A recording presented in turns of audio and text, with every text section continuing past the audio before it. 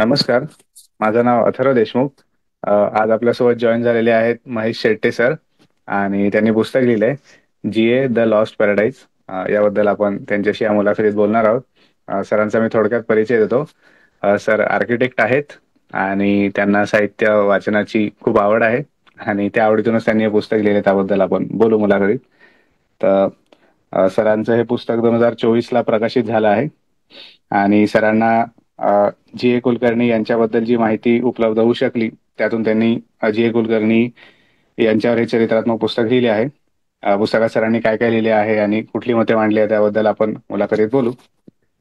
Sir, thank you, तुम्ही मुलाखतीला होकार दिलात आणि जॉईन झालात.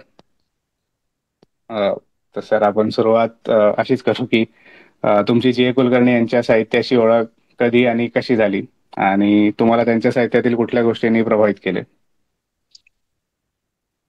साधारण मला आठवतंय त्याप्रमाणे मी 11वीला SSC मध्ये होतो. त्यावेळेला माझा भाऊ जो होता तो नेहमी सत्यकथा वाचायचा. तर त्याने एकदा मासिक आणलं सत्यकथेचं आणि ते टेबलावर होतं. मी ते सहज चाळलं. त्यात मला ऑर्फियस कथा आढळली. ती ऑर्फियस कथा अशी होती की मी ग्रीक वाङ्मयातली पूर्वी वाचलेली होती. ते कथा मला फार आवडली होती. किंवा वेगळ्या प्रकारची कथा होती. ग्रीक वाङ्मयाची मला फार आवड पण आहे. पण ही जैनची ऑर्फियस ही कथा लिहायला मला लिहिलेली कथा मला वाचायला भरपूर वेळ लागला. हे पटपट वाचता येतच नव्हती ती. पण काय लिहिलं ते प्रत्येक वाक्य शांतपणे वाचायला लागायचं. आणि त्याच्यात तत्वज्ञानाचा विषय मोठ्या प्रमाणावर आहे. आणि वेगळं भाष्य मला वाटलं, वेगळं चिंतन वाटलं. आणि तेव्हापासून मी कुलकर्णी यांच्या साहित्यात वळलो. त्याच्या साहित्यात वळल्यानंतर मग फारसं काही जमत नव्हतं. म्हणजे जे पुस्तकं घेणं वगैरे ते त्या काळात शक्य नव्हतं. लायब्ररी होती पण तुम्हाला मी सांगतो ती ऑर्फियस कथा वाचल्यानंतर मी त्या लेखकाचं नाव बघितलं. म्हणजे लेखकाचं नाव मी प्रथम बघत नसे. आणि मग नंतर काय झालं, दिवाळी अंक वाचायला लागलो जेव्हा, तेव्हा ते सोपं झालं. कारण त्याच्यात जे कुलकर्णी हे कुठे मिळतात मला नेहमी मी बघायचो असं. आता तुमचा दुसरा उपप्रश्न आहे की तुम्हाला हो. त्यांच्या कोणत्या कथेने प्रभावित केले. हा, म्हणजे साहित्यातील कुठल्या गोष्टींनी, कथेनी, बरोबर. कसे? कुठल्या कथेने पर्टिक्युलरली प्रभावित झालो मी. आता हा प्रश्न फार अतिशय महत्वाचा आणखी इंटरेस्टिंग वाटलं मला. त्याच्यापूर्वी मी एक छोटासा मुद्दा सांगतो तुम्हाला. समजा तुम्ही एखादं वाक्य आज लिहिलं, तुमचं आज वय 25 आहे. आणखी 30 वर्षाने तुमचं वय 55 होईल. तर तेच वाक्य 55 वर्षी वयाच्या म्हणजे 30 वर्षांनी तुम्ही अधिक प्रभावीपणे तेच वाक्य वेगळ्या शब्दात मांडू शकाल. आता ही गोष्ट प्रत्येकाच्या बाबतीत स्वाभाविक आहे, कारण आपला अनुभव वाढत जातो जीवनातला. आपलं वाचन असलं तर ते पण फायद्याचं होतं. आणि लेखकाच्या बाबतीत हे घडणं अगदी स्वाभाविक आहे. त्यामुळे मला असं वाटतं की जीएनच्या बाबतीत सुद्धा तसंच काही घडलं. पण याचा अर्थ असा नव्हे. मी एक तर आपण फार म्हणून असं म्हणू शकतो, जीएनचा काजळ माया आणखी पिंगळा वेळ या कथातील दोन कथातील यातल्या कुठल्याही दोन कथातील एक वैशिष्ट्यपूर्ण अंतर राहणारच. कारण काय पहिला भाग आहे त्यांचा तो संवेदनशीलता आहे त्याच्यात. आणि दुसऱ्या ह्याच्यात तत्वज्ञान आहे. आता ह्याच्यातला कुठला विषय आवडता आपला हे तसं ठरवणं हे का चुकीचं आहे खरं. दोन्ही विषय आवडणारे आहेत मला. संवेदनशीलता आणखी तत्वज्ञान यातल्या दोन्ही गोष्टीत मला रस घ्यायला आवडेल. त्यामुळे मी कोणत्या एखाद्या गोष्टीने प्रभावित झालो हे मला अजूनही सांगता येणार नाही. हो. आणि सर, तुमचं हे जे पुस्तक आहे जी ए द लॉस्ट पॅराडाईज, हे पुस्तक का लिहावं वाटलं? म्हणजे तुम्हाला प्रेरणा कुठून मिळाली की त्यांच्यावर एक चरित्रात्मक पुस्तक लिहावं, जी ए कुलकर्णी यांच्यावर? म्हणजे तुम्ही त्याच्यात त्यांच्या बरोबर आहे. पत्रांचा आधार घेऊन लिहिलंय ते पुस्तक, तर त्याबद्दल. बरोबर आहे. शेवटी प्रेरणा शब्द मी वापरला, हा फार शब्द मोठा आहे माझ्यासाठी. कारण जैनच्या वरती लिखाण करायचं हे माझ्या पूर्वीपासून मनात होतं. असं नाही की बाबा एकदम मला काय द्यावंसं वाटलं, एक प्रेरणा कुठून तरी प्रेरणा मिळाली, त्याचा अभ्यास पहिल्यापासून चालूच होता. कारण जैनच एका ठिकाणी लिहिलंय की लिहिण्यासाठी व्यासंग लागतो मोठा. हा व्यासंग म्हणजे स्वतः लिहायचा हा अनुभव वेगळा, पण एकंद सर्व दृष्टीने इतर साहित्यांचे वाचन, सर्वांग वाचन झालं पाहिजे. त्या वाचनातूनच माणसाला समृद्धी मिळते. आता शेवटी मग सगळ्या कथा जमवल्या, मी त्या पुस्तकं घेतली, ती त्यांच्यावर पत्रांचे 4 खंड प्रसिद्ध झाले, ते पण घेतले. आणि दुसरं असं की त्यांच्यावरचे लेख हे फार महत्वाचे ठरले माझ्यासाठी. जे 1987 साली गेल्यानंतर मी प्रत्येक त्यांच्यावर आलेलं, पेपरमध्ये छापून आलेला किंवा नियतकाल करून छापून आलेले सगळे लेख कापून ठेवले आणि त्याची कात्रणं जमा केली. त्याच्या मोठ्या 3 डायऱ्या झाल्या. शेवटी त्याच्यामुळे काय झालं की त्या डायऱ्याची मला फायदा झाला लिहिताना. कारण त्याच्यात काही आठवणी होत्या, काही इंटरेस्टिंग लेख होते, परीक्षण होती, मोठ्या मोठ्या लेखकांचे होते ते. ते सगळं वाचून मला बरं वाटलं. आणखी एक सांगतो. अं, कृष्णाजी प्रभाकर उर्फ काकासाहेब खाडिलकर हे मोठे थोर नाटककार होऊन गेले. त्यांचे चरित्र वाचण्यात आले माझ्या, आणि ते खुद्द नर फाटक यांनी लिहिलेलं आहे. प्रश्न असा आहे की त्या काळातलं लेखन आहे, ते फार जुनं लेखन आहे आणि पुस्तक पण फार जुनं आहे. कसं काय मला मिळालंय मी आता सांगत नाही, पण मिळालं मला. त्या ह्याच्यात एक ढाचा मला मला मिळाला, आणि त्या ढाच्याचा मला फार उपयोग झाला. म्हणजे ते त्यातलं सगळं वाचलंच मी, पण त्या तो लेखनातला ढाचा जो होता तो मला लिहिताना फार उपयोगी आला. कारण कोणतंही त्यांचं हातात कुठलंही घेतलं की नाही, की कुठल्या प्रकारे टाकायचं, तो त्याचं सांगायला तयार झाला माझा. म्हणजे ज्याला म्हणतो आपण स्केल्टन, ते माझ्याकडे तयार झालं. त्या स्केल्टन प्रमाणे ते मग तपशील भरणं सोपं व्हायला लागलं, आणि ते मग जास्ती मुद्द्याला धरून होत गेलं. आता आणखी एक सांगतो. हो.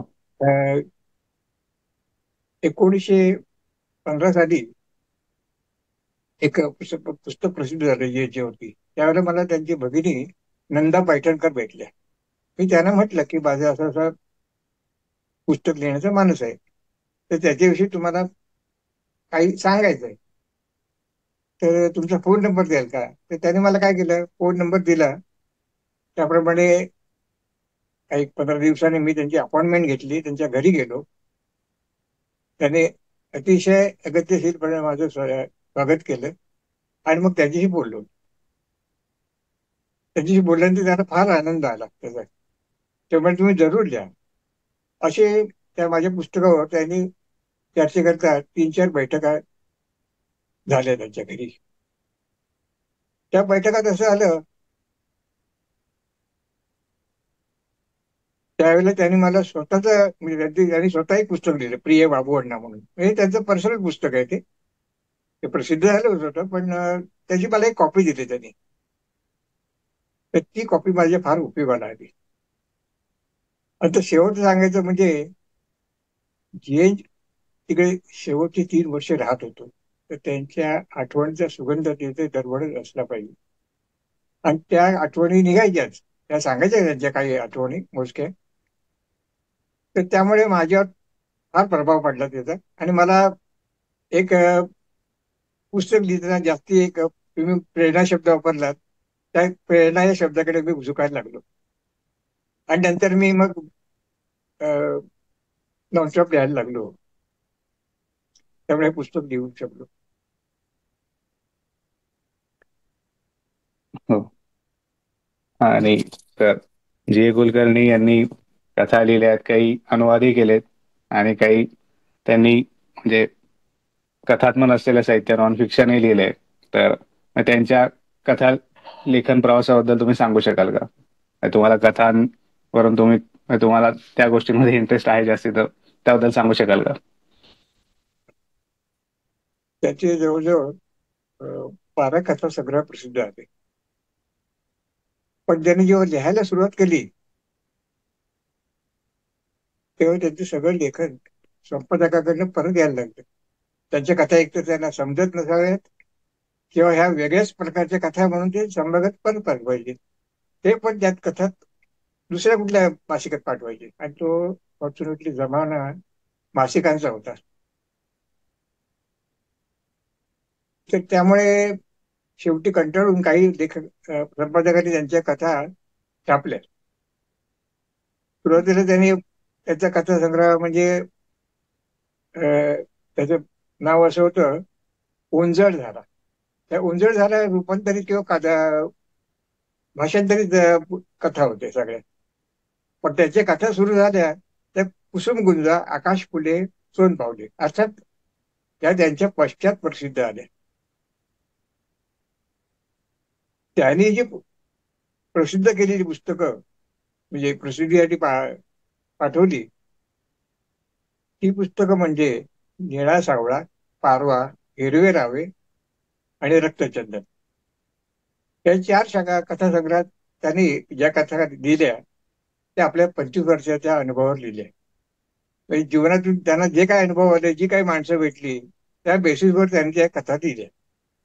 त्यातला निळा सावळा या पहिल्याच कथासंग्रहाला महाराष्ट्र सरकारचं पारितोषिक मिळालं. त्यामुळे ते जीए या नावाने प्रसिद्ध आले.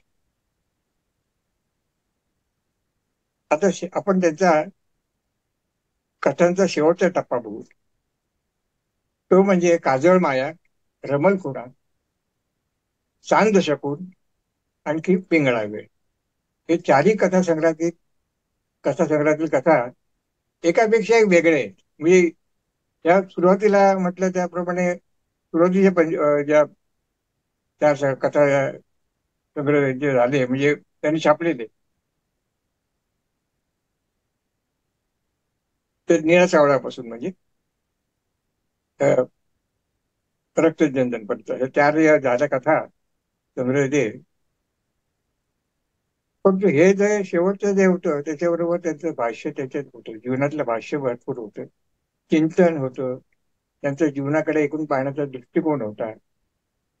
आणखी विशेषतः त्यांनी अनेक तत्वज्ञान त्यातून मांडले. त्यामुळे हा सर्व प्रकार मला अतिशय आवडला. आणि एक विश्वदर्शन त्यातून घडलं या गोष्टींचं.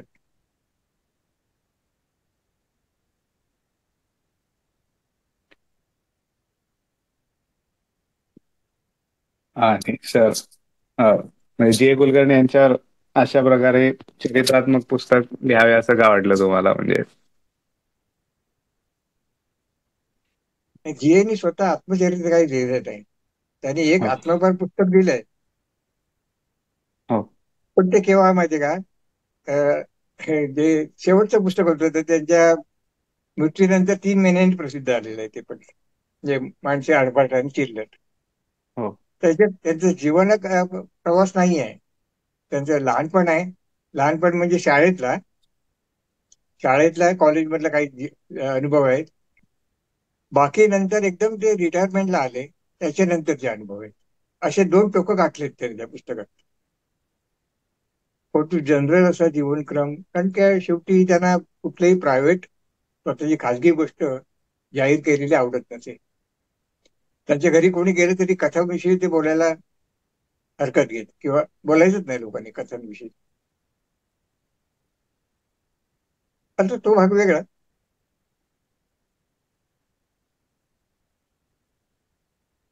आता हे आत्मचरित्र मी लिहिलेलं चरित्रात्मक उपलब्ध पण त्याप्रमाणे अवेलेबल नव्हती मार्केटमध्ये. पर्टिक्युलरली ज्याला म्हणतो ना जीवन प्रवासात एकूण काय कसं आला, कुठे काम करत होते, कसे काय काम केलं त्यांनी, काय काय केलं त्यांनी, म्हणजे प्रत्येक टप्प्यावर कसे ते जगले, हा माझा दुसरा मुद्दा होता. तिसरा मुद्दा त्यांच्या विचाराची व्याप्ती, त्यांच्या विचाराची उंची आणि त्यातली सखोलता ही जर लोकांच्या लक्षात आली तर त्यांना त्या दृष्टीने त्यांच्या कथा वाचता येतील. समजल्या नाही तर समजू लागतील आपोआप. एखादी कथा एकदा नाही वाचली, दोनदा वाचावी, ती तीनदा वाचावी, असं त्यांचं म्हणणं होतं, समजली नसेल तर. पण सिरियसली वाचन केलं पाहिजे, एवढा त्यांचा आग्रह होता. आणि एक त्यांच्या बाबतीत काय व्हायचं, एखादी कथा वाचल्या लगेच दुसऱ्या कथेत वाचायचं हे शक्य नव्हतं. त्याच्या काही मध्ये काळ जायला पाहिजे, एखादा दिवस गेलेला बरा. असं ते सावकाश वाचन करायला करण्यात का वाचक आहे, आपलं लेखन आहे तो. आता दुसरं सगळ्यात महत्वाचं म्हणजे तो एक संदर्भ ग्रंथ सगळ्यांकरता उपलब्ध व्हावा. कारण त्यांच्या जुन्या आणि नव्या वाचकांना त्यांनी पत्र सगळी वाचली असतील, पण असं एकत्रित वेगवेगळ्या प्रकरणांवर लिहिलेलं आणि सलग वाटणारं पुस्तक वाचायला त्यांना जास्ती आनंद वाटेल. आणि सगळ्यात शेवटचं कारण म्हणजे काही नवीन लेखक आपले काही नवीन वाचक त्यांच्या कथा प्रकाराकडे वळा. बस इतकी 5 माझी विषय म्हणजे हेतू होते माझे, असं हेच म्हणायचं. होते. हो. आणि सर, तुमच्या पुस्तकाचे जे शीर्षक आहे, जी ए द लॉस्ट पॅराडाईज, तर या नावाबद्दल सांगू शकाल का? म्हणजे पुस्तकाला हे शीर्षक द्यावे असे तुम्हाला का वाटले? जवळजवळ हे नावं द्यायचं पुस्तकाला असे 10 पर्याय मी निवडले होते जवळजवळ. मला आश्चर्य वाटेल ते आता सगळे सांगत नाही. तरी त्यातले पण एक ते दोन सांगू शेवटी शकाल? नाही सांगत नाही एक आता आरशा पलीकडे गेलेला लेखक, ओके. म्हणजे आरशातून प्रवास करून तो दुसऱ्या जगात गेलेला आहे. आपण आरशातून प्रवास करू शकत नाही, तसं ते एलिसन वंडरलँड मध्ये झालेलं आहे. असे वेगवेगळे हे होते, माझे नावं होती. पण त्याचे ते हेतू लगेच समजणार की नव्हते. शेवटी काय झालं, हे कथेचं आपलं हे माझ्या पुस्तकाचं नाव मला त्यांच्या जी ए आल्बर्ट आणि चिल्लर हे पुस्तकातच मिळालं. आणि ते मला जास्ती भावलं. त्याचं कारण सांगतो मला. कारण जीएनी विठ्ठल या व्यक्तीविषयी लिहिताना ते म्हणतात, विठ्ठल मला इतका जवळचा होता की तो दूर गेल्याशिवाय मला समजलंच नाही. कधी त्यांची शेवटची भेट होती. आता तू कधी येणार नाही, भेटणार तर नाहीच, त्याची माझ्या मनावर लागणी पडली, असं त्यांनी म्हटलंय. आणि हे म्हणताना त्याने एक वाक्य दिलंय, the only new paradise is the lost paradise. म्हणजे पॅराडाईज लॉस्ट ही कल्पना बायबलमध्ये त्यांना माहिती होती, पण जी द लॉस्ट पॅराडाईज किंवा लॉस्ट पॅराडाईज याचा अर्थ एखादी गोष्ट आपल्या आयुष्यात गेली की पुन्हा मिळणार नाही, ह्याची रुखरुख लागते. त्यांच्या धारवाडच्या आठवणी ज्या होत्या त्याच्याबद्दल त्यांनी ग्रेस यांना लिहिलेल्या एका पत्रात सुद्धा हेच वाक्य दिले. थोडं वेगळं त्यांनी दिलं असेल, पण मध्येदार तोच होता. धारवाड मधले दिवस त्यांना शेवटपर्यंत आठवले होते. आणि हे त्यांनी पुण्यात आल्यानंतर लिहिलेलं पत्र असावं, शेवटच्या काळात. आता शेवटी काय आलं, जी एकदम अचानक निघून गेले वयाच्या 64 वर्षी. आता सर्वसाधारण आपल्याला माहिती आहे की लेखक लोकांचं आयुष्य इतकं थोडं नसतं. अजूनही 80 नंतर येणारे भानू काळेंसारखे लेखक आहेत, भरपूर लेखक आहेत. पण माझा आवडता लेखक असा लवकर सोडून गेला, हे मला एकट्याला नव्हे, सगळ्या जगालाच एक दुःख होतं. आणि ती व्याकुळता कशातून निर्माण झाली, तर आता त्यांचा लेखन प्रवास संपला, म्हणजे पुन्हा त्यांचं काही वाचायला मिळणार नाही. मात्र असं काही घडलं नाही. कालांतराने त्यांचे काही अप्रकाशित साहित्य प्रसिद्ध झालं. शेवटी त्यांचं एक नाटक त्यांनी जे भाषांतरित केलं होतं ते प्रसिद्ध झालं. हे ते शेवटचं पुस्तक त्यांचं. त्यामुळे मग तो वाचनानंद आता मिळणार नाही, या व्याकुळतेने मी शेवटी मग हे वाक्य लिहिलं, म्हणजे हे शीर्षक फायनल केलं की जी द लास्ट पॅरेड. जे एखाद्या पॅरेंट सारखे होते. Was not likely to meet me again, meet anybody again.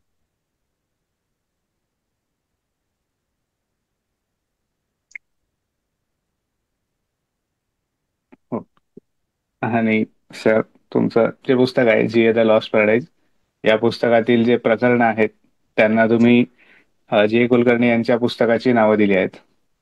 तर याबद्दल सांगू शकाल का? तुम्हाला ते त्यांच्या कुलकर्णीच्या पुस्तकांची नावं द्यावी का का वाटली त्या प्रकरणांना? बरोबर आहे. शेवटी काय होतं की मी तुम्हाला त्यांच्या कथा संग्रहाच्या विषयी सगळं सांगितलं, तर त्यांचे बहुतेक कथा, एक पारवा कथा सोडली किंवा काही अनुवादित कादंबरी होत्या दोन, ते ह्या गोष्टी दोन तीन सोडल्या बाजूला केल्या. मी कादंबरी आहेत त्या दोन. तर बाकीच्या सर्व कथा ह्या त्यांच्या पाच पंचाक्षरी मंत्राप्रमाणे झाले. म्हणजे सगळ्या बघा, पिंगळा वेळ हे पाचच अक्षर आहेत त्याच्या कथा संग्रहामध्ये. सगळ्यांची नावं एक पारवा सोडलं तर पंचाक्षरी मंत्राप्रमाणे झालेलं आहे.